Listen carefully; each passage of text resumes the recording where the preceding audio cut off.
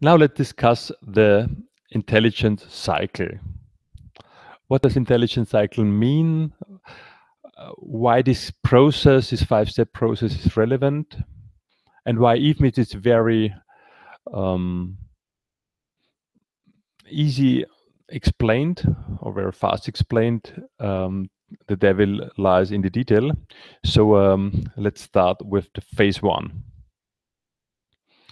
or with the 5 phases. So the intelligence cycle consists of 5 steps. The first is on the upper right. It's planning phase.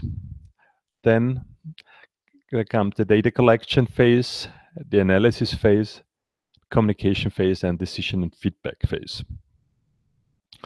Once you have received the feedback, you start with the planning phase again. So it's a recurring process. The most important part of the whole cycle is the planning phase. Very, very essential. Because here it is, you can clearly define what your focus is. And very often,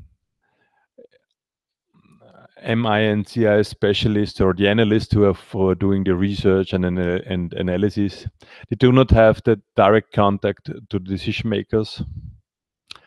And there is a wish list that maybe exists, and it's not really a critical business issue that is communicated. And so it's a huge waste of time to focus on the wrong subjects.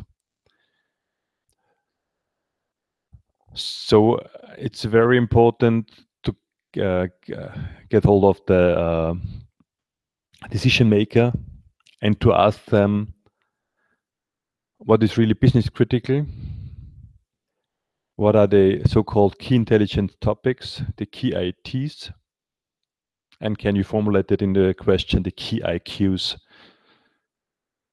So what exactly do you want to know about the specific market situation? What exactly do you want to know about the competitors and why?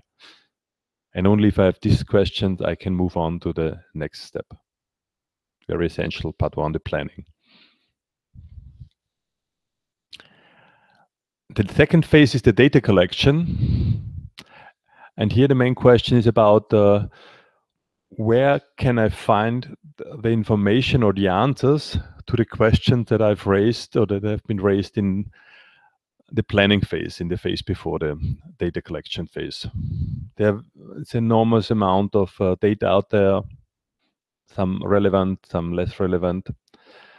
And key question is, has anyone searched this topic before, had the same business question or needed an answer for this question, and has done any kind of research themselves? Because if yes, you can then rely on that information on this secondary research, and it's much cheaper and you will get it much faster. If not, you have to invest into primary research to gather this information. Or you start with secondary research, and then you have some white spaces or still open questions. And for these open questions, you need primary research where you can ask customers, suppliers, other experts in the market. It's also very important to note that a lot of information is hidden or not accessible within the company, within the corporation. And so before reaching out to external sources, you should also try to check the internal network, the internal sources. So step 3, or here is an overview of the source and information insights, which should be tracked on a regular basis. So you can see that here. It's a broad range of information depending on the business question that you might have. You have internal information providers on the lower side, and you have external information and external information providers on the upper side here. Once you have this information or gathered from various sources, Then you have to analyze it in a way that you can come up with specific insights. And this analysis, or the way to analyze this information, should also be discussed in the first step in the planning phase with the decision makers. In which format, not only in which format, but also in which way do you want to analyze the information, have the information analyzed, so that it's suitable for you. That is something that you need to discuss. You see a lot of different methods to analyze information, from SWOT analysis to win-loss analysis, competitive benchmarking. There's several analysis methods that are existing. Important is that you, even during the data collection phase, know exactly how you want to analyze the data afterwards.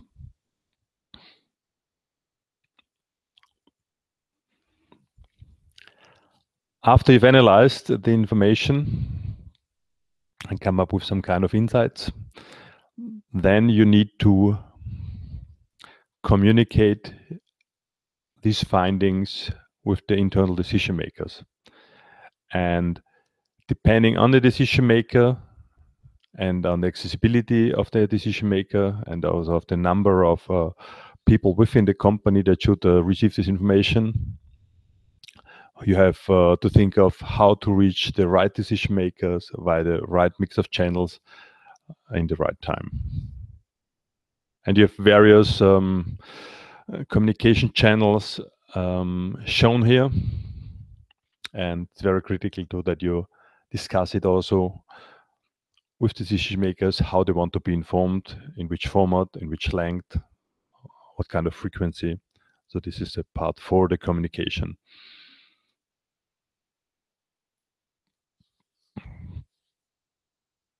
Part 5 is the final decision making, and also the feedback that you need from the decision makers to be able to improve your process, to deliver better insights next time. And that's very, very crucial to gather this feedback from the decision makers.